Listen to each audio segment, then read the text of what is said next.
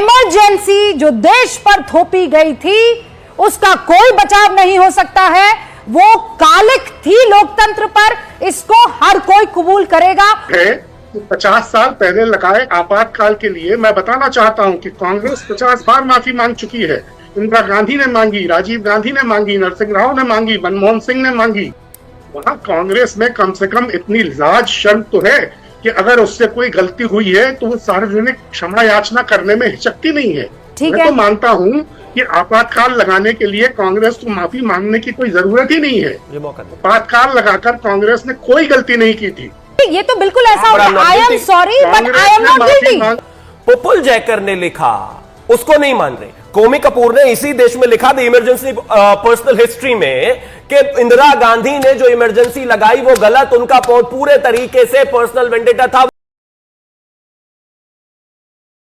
दोस्तों, इंदिरा गांधी के भारत में इमरजेंसी लगाने के कारण जो भारत में समस्याएं उत्पन्न हुई थी, उसके विरोध में पीएम मोदी की अध्यक्षता में बुधवार को एक कैबिनेट बैठक हुई और उसमें आपातकाल के 50 साल पूरा होने पर एक प्रस्ताव पास किया गया और जो आपातकाल के पीड़ित थे उनको श्रद्धांजलि के रूप में 2 मिनट का मौन भी रखा गया। जहां एक तरफ बीजेपी इंदिरा गांधी के उस फैसले का पुरजोर तरीके से विरोध कर रही है, वहीं कांग्रेस और उसके सहयोगी दल अब उसके समर्थन में उतर आए हैं। वो किसी तरीके से इमरजेंसी को एक मजबूरी बता रहे हैं कि वो एक मजबूरी थी जिसकी वजह से एक डिसीजन लिया गया। जब कांग्रेस के पत्रकार पंकज शर्मा ने इंदिरा गांधी के आपातकाल वाले फैसले को सही ठहराने का प्रयास किया तो किस प्रकार बीजेपी प्रवक्ता शिवम त्यागी ने उनकी बोलती बंद कर दी, ये देखने लायक है दोस्तों।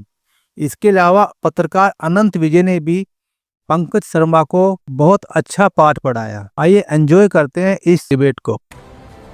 देखिए, संविधान हत्या दिवस पर सबसे पहले तो मैं अपना शोक प्रकट करता हूं और मानता हूं कि जिन लोगों ने, जिस पार्टी के राष्ट्रीय अध्यक्ष ने अपनी बेटी का नाम ही मीसा रख दिया हो ताकि वो इस चीज को याद रखे, तो जितनी बार मीसा का वो नाम लेते होंगे लालू जी, तो अपने आप ही उनको याद आ जाती होगी इमरजेंसी। शक्ति जी कह रहे हैं कि उसको याद करने की जरूरत क्या है, अरे आपने बेटी का नाम रख दिया। लेकिन खैर, मैं आगे बढ़ता हूं। 50 साल जो इमरजेंसी के हुए, आप देख लीजिए, 1,40,000 लोगों को जेल डाला, 1,20,00,000 लोगों की नसबंदी कर दी, ऑपोजिशन के सारे लीडर, पंडित अटल बिहारी वाजपेयी जी से लेकर चंद्रशेखर जी से लेकर मुरली मनोहर जी से लेकर सबको जेल में डाल दिया।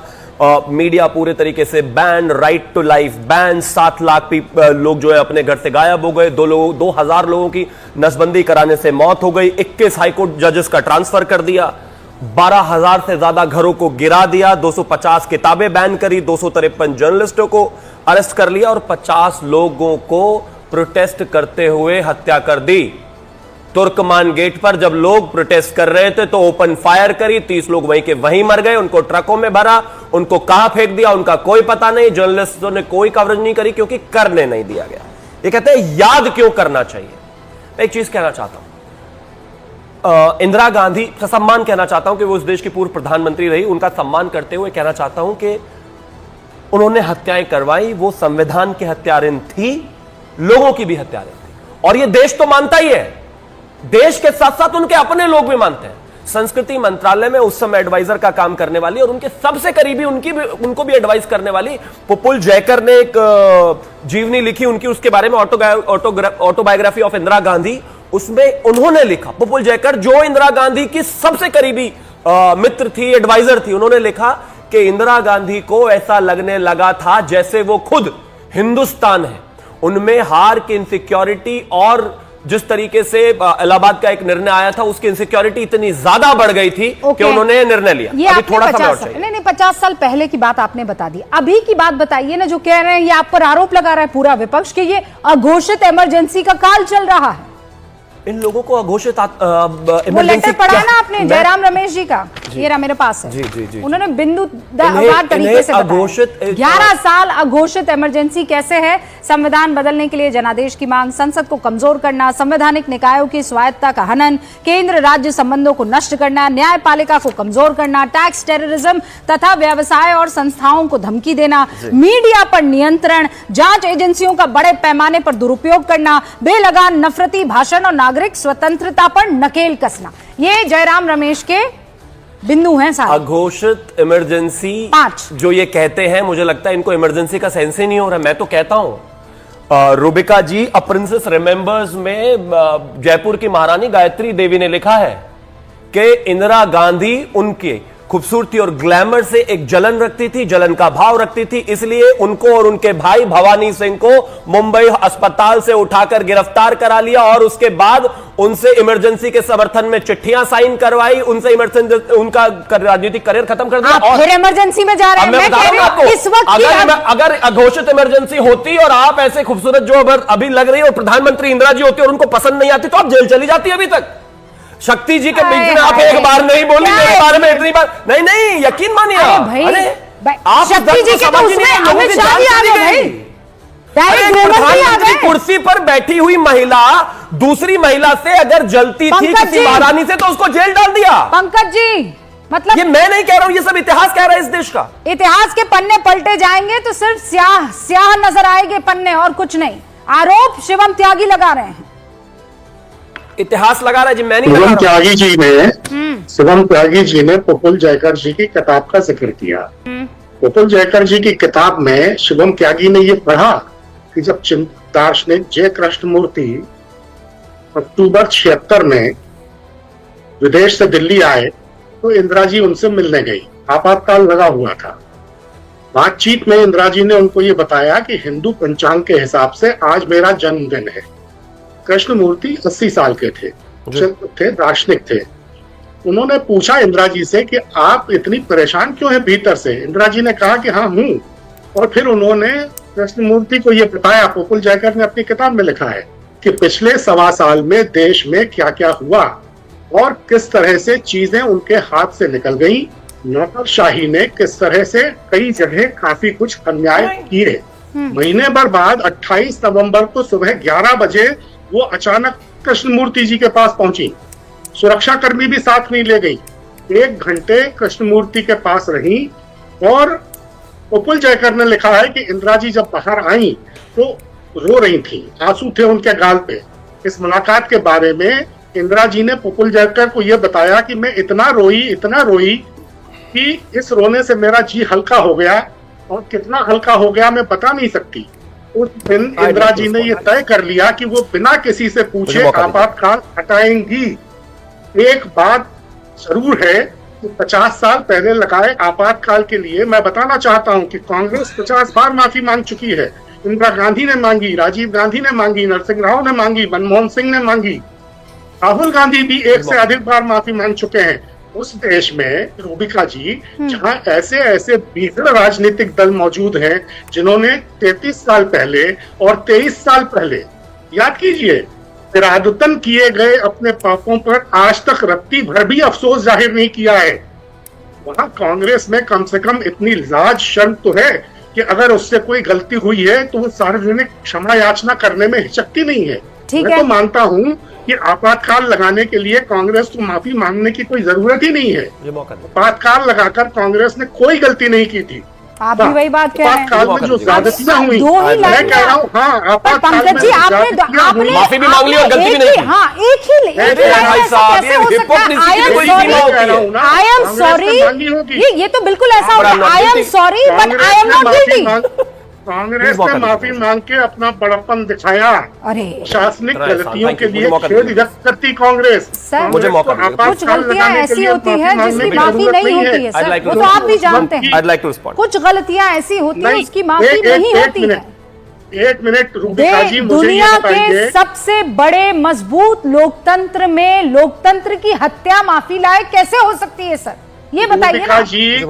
आपातकाल लगाने में कोई गलती नहीं थी। मुझे एक बात बताइए, आज अगर राहुल गांधी सेना से सरकार का तख्ता पलटने का आह्वान कर दें, पुलिस बलों से अपील करें कि वो सरकार की बात नहीं माने, तो नरेंद्र भाई मोदी क्या माला पहना के उनकी सवाल आ गया। 30 सेकंड से ज्यादा समय चाहिए। सर देखिए, मेरे 2 और मैं एक बार बोलूंगा, बुलवाइएगा। अच्छा ठीक है, मैं एक चीज कहना चाहता हूँ, मैं एक चीज कहना चाहता हूं। मुझे नहीं पता पंकज शर्मा जी सोनिया जी से मतलब उनके संबंध कैसे हैं, उन्होंने कभी उनके साथ बैठकर चाय पी है या नहीं पी है, किस तरीके की बातें होती है, क्या होती है, कभी मिले भी है कि नहीं मिले, मैं नहीं जानता, क्योंकि ये इतिहास में नहीं है, किताबों में नहीं है, तो मैं नहीं जानता। प्रफुल्ल जयकर ने लिखा, उसको नहीं मान रहे। कोमी कपूर ने इसी देश में लिखा द इमरजेंसी पर्सनल हिस्ट्री में कि इंदिरा गांधी ने जो इमरजेंसी लगाई वो गलत, उनका पूरे तरीके से पर्सनल वेंडेटा था, वो खुद की निजी इच्छा पर आधारित था और आसपास की जितनी भी कोटरी थी उसके ऊपर आधारित था और इसी कारण लगाया गया। देश तो 71 की लड़ाई जीत कर आया था, कैसा देश खुश था, देश में कोई परेशानी नहीं थी। और सुनिए जरा, और आपने माफी मांगी ना, राजनाथ सिंह जी से माफी मांग लीजिए, जो बेटा जेल में बंद था वो अपनी माता जी के क्रियाक्रम पर नहीं पहुंच पाया, मांग लीजिए माफी। गायत्री देवी से माफी मांग लीजिए, जिसको जबरदस्ती आपने फोर्स से रिजाइन कराया, छोड़ दीजिए। किशोर कुमार के गाने उसकी फिल्में बैन कर दी, उनसे मांग लीजिए। जस्टिस एचआर खन्ना का प्रमोशन ड्यू था, वो प्रमोशन रोक दिया क्योंकि वो इकलौते ऐसे आदमी थे जिन्होंने कहा था कि कमिटेड जुडिशरी नहीं होनी चाहिए। इस वजह से क्या राहुल गांधी जो आज जुडिशरी से लेकर हर जगह सवाल उठाते हैं, क्योंकि कहीं ना कहीं वो ब्लड लाइन खून तो वही चला आ रहा है, कहीं ऐसा तो नहीं कि फिर से जुडिशरी से बिल्कुल नहीं। पंकज जी, इमरजेंसी पर 4 किताबें लिखी हुई, सब पढ़ा लिखा है अच्छे तरीके से। भाई ये फर्जी आपके कहने से कुछ होगा नहीं, क्योंकि आप रेलेवेंट नहीं हो। क्या करना चाहिए? पूछे आप उनसे। एक सेकंड, वो आयरन लेडी थी सर। पंकज जी, मैं ये मानने को तैयार नहीं हूँ, मैं ये मानने को तैयार नहीं हूँ। इंदिरा गांधी जैसी कद्दावर नेता अब बाबुओं के आगे जो है एकदम बेबस हो गई हूं। नैरेटिव ही झूठा है, ये झूठा नैरेटिव कहीं किताब में नहीं है भाई। जो आप अभी 4 दिन पहले की बात है सर, 4 दिन पहले की पंकज जी आप कह रहे थे वो ऐसी मजबूत और बुलंद महिला थी, और आप नहीं, मैं कह रही हूं पूरा कांग्रेस कह रही थी, कांग्रेस भी, हम लोग भी मानते हैं, she was an iron lady, जो फैसला लेती थी फिर उससे बदलती नहीं थी, उससे पलटती नहीं थी। आप ही ने कहा था ना 9 फ्लीट आ रही थी, लेकिन कर दिए टुकड़े उन्होंने कर दिए ना टुकड़े पाकिस्तान के ना। और आप कह रहे हैं कि सरकारी ताकतों से डर के, विपक्ष की ताकतों से डरकर उन्होंने आपातकाल लगा दिया। क्या नैरेटिव है सर? आप इतना कमजोर मैं ये कहा कह रहा हूं इंदिरा गांधी को, मैं ये कह रहा हूं कि जयप्रकाश जी को गिरफ्तार करके इंदिरा जी ने कोई गलती इसलिए नहीं की कि जयप्रकाश जी ने सेना से विद्रोह का आह्वान किया था, उन्होंने पुलिस बलों से विद्रोह का आह्वान किया था। आज अगर कोई ऐसा करेगा तो क्या आप उसको गिरफ्तार नहीं करेंगे? ओके, अनंत विजय जी, मतलब आज इमरजेंसी को सही साबित कर दिया गया है। नहीं, इमरजेंसी को सही साबित तो नहीं कर सकते हैं, क्योंकि वो इतनी कालिमा है। पंकज जी तो मैं वो लॉयल देन द किंग वाली बात है, वो अगर कांग्रेस के प्रवक्ता से ज्यादा मनोरंजक तरीके से उसकी व्याख्या कर रहे हैं। मैं तो बीजू पटनायक का 11 मई 1971 का एक बयान याद आ रहा है पंकज जी, जो इंदिरा गांधी से बातचीत करके बीजू बाबू ने पूरे देश को बताया था, और रिकॉर्डेड है आप ही के नाम से, वो नेहरू जी के नाम से जो मेमोरियल था उसमें वो जाके आप चेक कर सकते हैं। बीजू बाबू ने कहा था, इंदिरा गांधी ने उनसे कहा कि वो टीटो और नासिर बनना चाहती है। टीटो और नासिर, आप समझ रहे होंगे गंभीरता पंकज जी, ये दोनों ऐसे थे युगोस्लाविया के और इजिप्ट के जो ताउम्र सत्ता में रहे थे। वो जब तक जीवित रहे अपने देश में सत्ता में रहे, और इंदिरा जी उन्हीं दोनों के जैसा बनना चाहती थी। रही बात, अभी आप लोग इतनी लंबी बातें कर रहे थे पंकज जी, मैं आपके बीच में नहीं बोला, कृपया शांत रहिए। रही बात, अभी शक्ति जी कह रहे थे इसकी चर्चा करने की आवश्यकता नहीं है। मैं सिर्फ इतना बताना चाहता हूं कि नेहरू जी ने संविधान का पहला संशोधन किया, एक लिगेसी है तानाशाही की। नेहरू जी ने संविधान का पहला संशोधन किया और हमारी जो अभिव्यक्ति की स्वतंत्रता एब्सोल्यूट थी उसको कम किया। उसके बाद इंदिरा जी आई, उन्होंने इमरजेंसी लगाया। उसके बाद राजीव जी आए, उन्होंने प्रेस वो मानहानि वाला कानून लेके आया था। उसके बाद मनमोहन सिंह आए, जिन्होंने केबल एंड टेलीविजन एक्ट को बदलकर यह अधिकार देने का प्रयास किया कि अगर इस इलाके का कोई एसडीएम चाहे तो अभी रूबिका जी के शो में आके इनके शो को बंद करवा दे सकता है। तो ये एक लीनेज है, ये कांग्रेस पार्टी की तानाशाही को लेकर एक परंपरा है। इसलिए शक्ति जी ये चर्चा आवश्यक है, और ये इसलिए भी आवश्यक है रूबिका जी, एक बात की 1956 में जब पहली केरल की सरकार बर्खास्त की गई थी, तब भी नेहरू जी ने इंदिरा जी के कहने पर ही पहली कम्युनिस्ट सरकार बर्खास्त की थी। इसलिए इंदिरा जी के बारे में समझ लीजिए।